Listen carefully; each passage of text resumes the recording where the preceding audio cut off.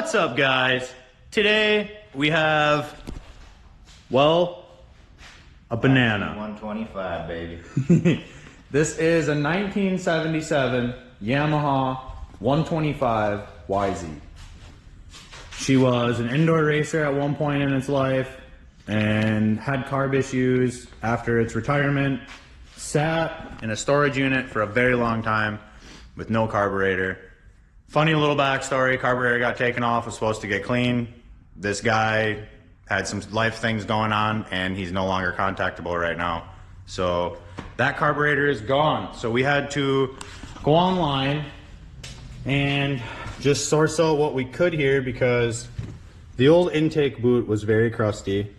There's no way we were reusing that. I mean, look at this shit, boys. So reeds, might as well just go ahead and get new ones. These are pretty crusty. Plus, I mean, it's just, you just want all that shit to be clean. So we got new reeds, new intake boot, and then last but not least, the new carburetor.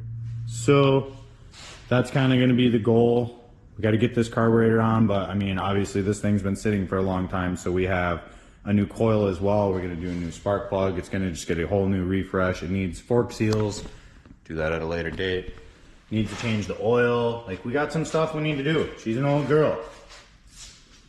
Seats just cracked to shit. We could end up getting a seat cover at one point. I have the staple gun. We can redo that like we did on the Teo drift quad over there, because that came out really nice. So it's not like we don't know what we're doing. A little by mom bear help. Throttle, kill switch. You guys know the deal. Let's just jump right into this. Well, first things first. You can't do nothing without a throttle, so get that on.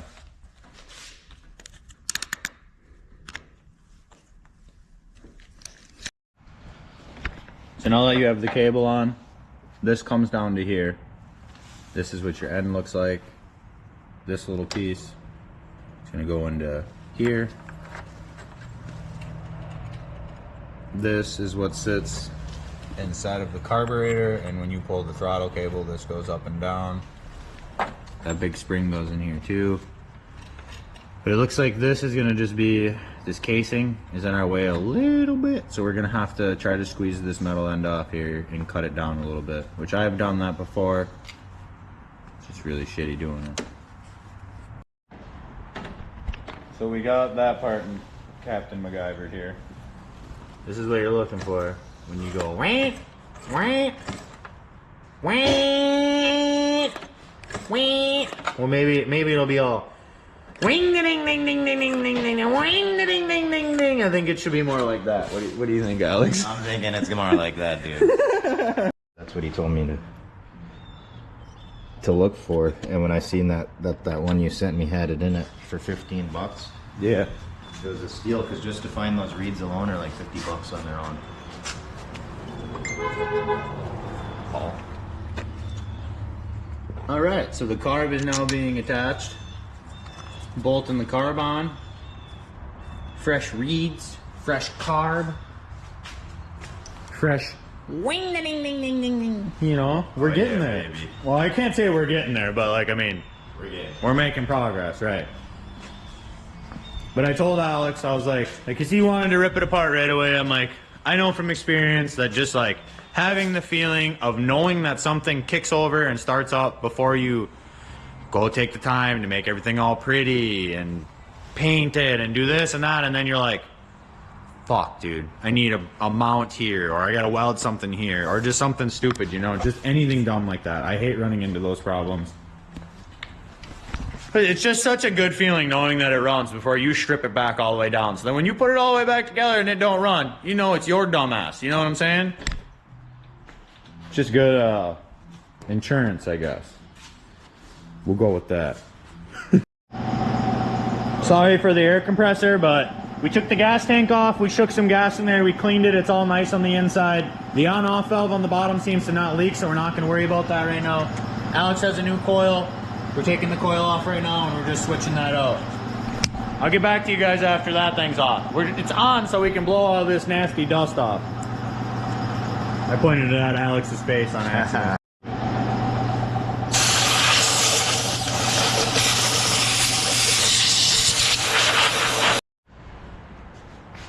So all this debris all over the floor came flying out of the shock tube. This is a really weird setup because it connects to the rear arm back here and travels all the way through the frame.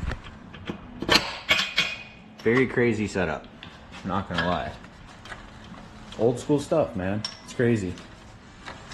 But Alex has got that coil installed.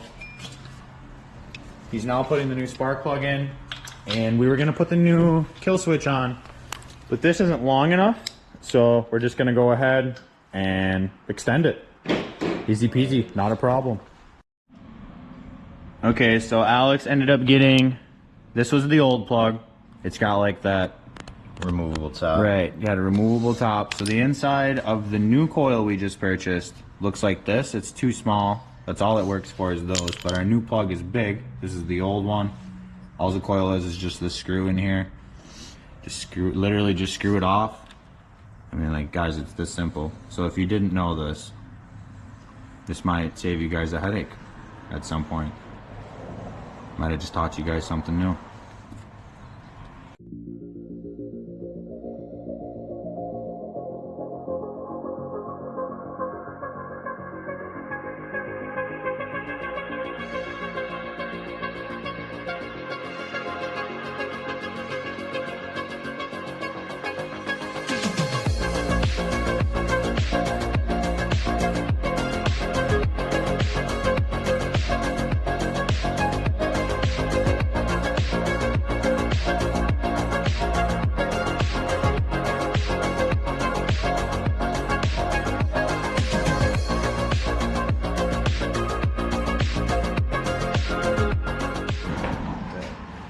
We have the kill switch all extended.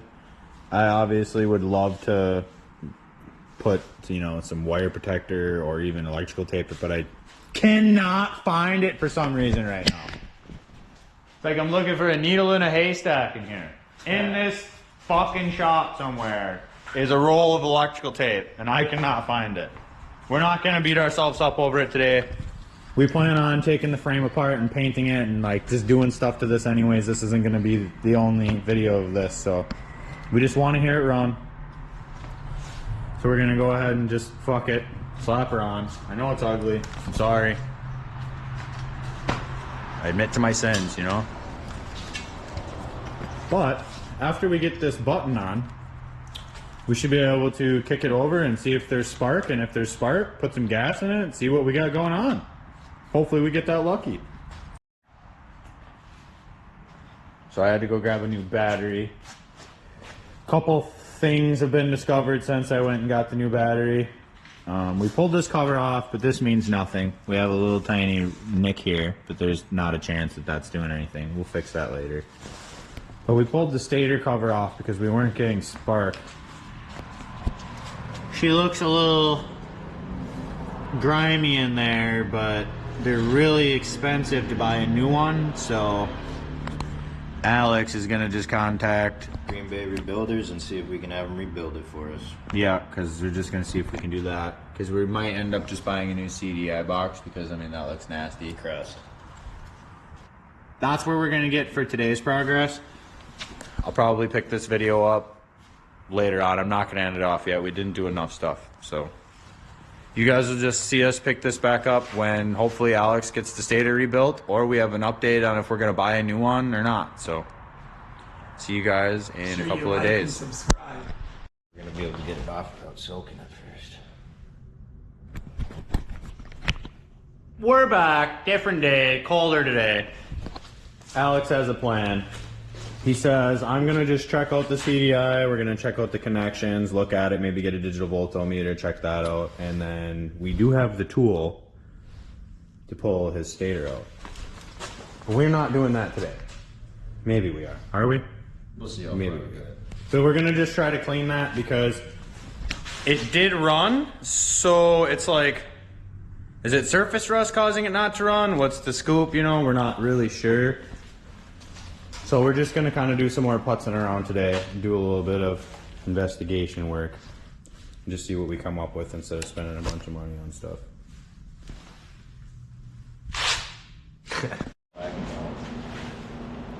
So we Googled it first. I'm not even gonna try to talk about what this is going on here because I don't know what the fuck I'm saying.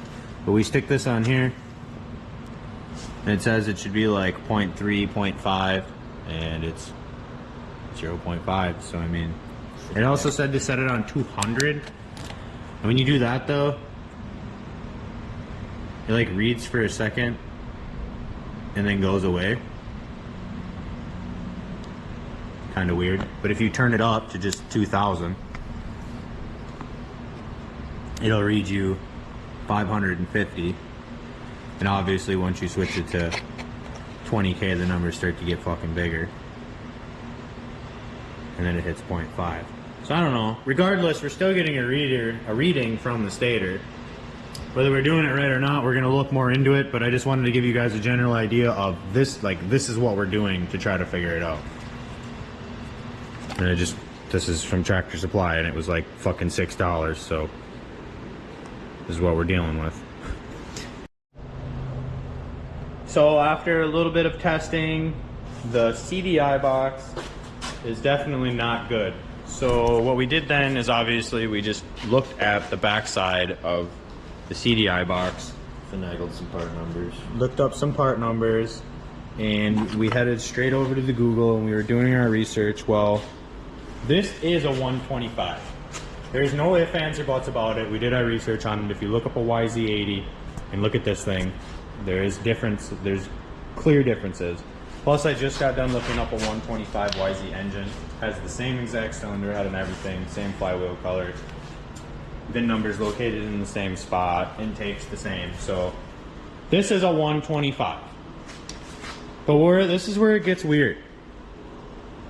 This is a 1979 YZ80 coil here. Let's go back. See these numbers here? Let me read them off. TIA 01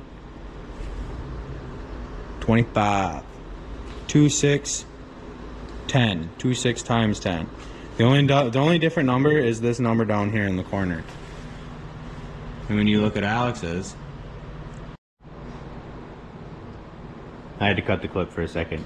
GoPro battery died. But anyways, so as you can see, the numbers, I was reading them off.